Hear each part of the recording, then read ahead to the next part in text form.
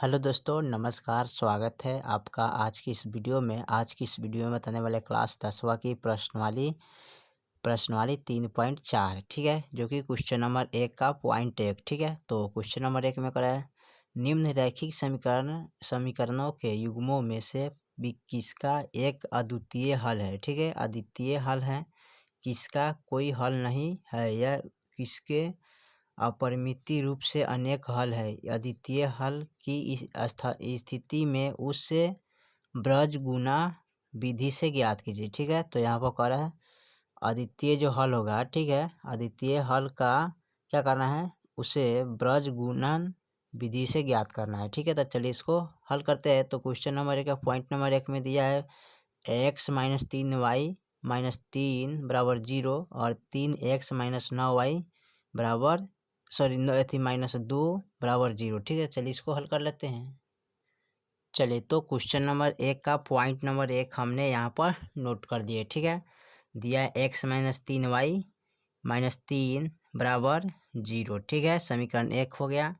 3x-9y-2 बराबर 0, समीकरण 2 हो गया, ठीक है। इसको क्या करते हैं, लिख लेंगे दिए गए समीकरण का तुलना, ठीक है। तो यहाँ पर लिखेंगे दिया गया समीकरण का तुलना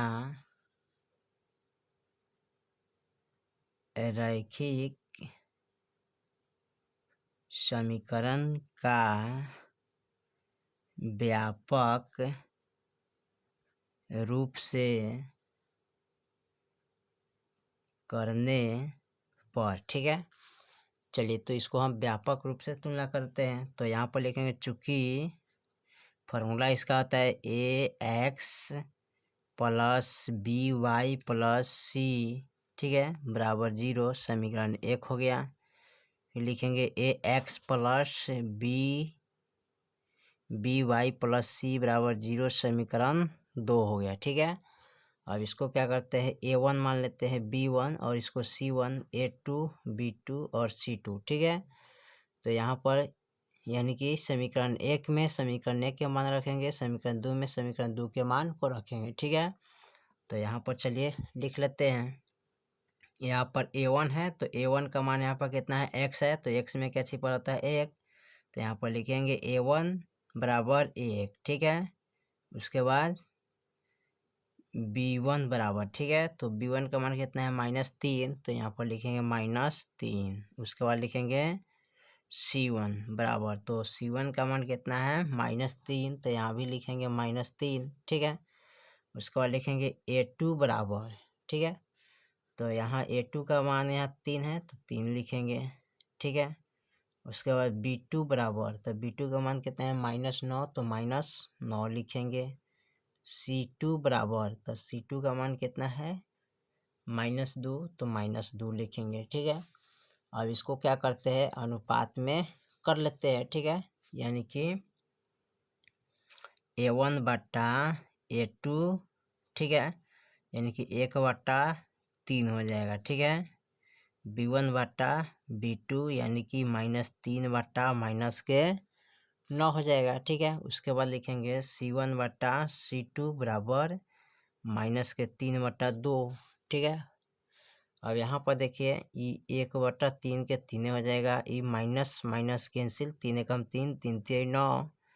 अब यहाँ पर देखिए यहाँ पर -3/2 है तो ये -3/2 ही रह जाएगा, ठीक है, समझे। यहाँ भी माइनस होगा, ठीक है, यहाँ भी माइनस दे दीजिएगा, ठीक है। तो माइनस माइनस कैंसिल हो जाएगा, ठीक है। तो यहाँ पर सीधे 3/2 हो जाएगा, ठीक है। अब इसमें देखिए 1/3 और 1/3 ये दोनों बराबर है और 3/2 बराबर नहीं है, ठीक है। तो यहाँ पर लिखिएगा, अतः दिया हुआ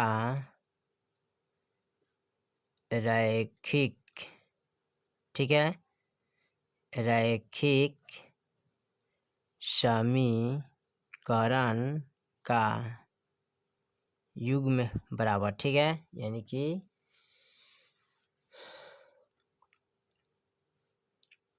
युग्म का कोई हल नहीं है, ठीक है। तो लिखिएगा कोई हल क्या है, नहीं है, यानी कि A1/A2 बराबर, यानी कि B1/B2 बराबर नहीं है C1/C2, ठीक है। यानी कि आपका यही आंसर हो जाएगा, ठीक है। चलिए, तो आपका ये कंप्लीट हो गया, ठीक है। फिर मिलते हैं अगले वीडियो में, तब तक के लिए जय हिंद, जय भारत।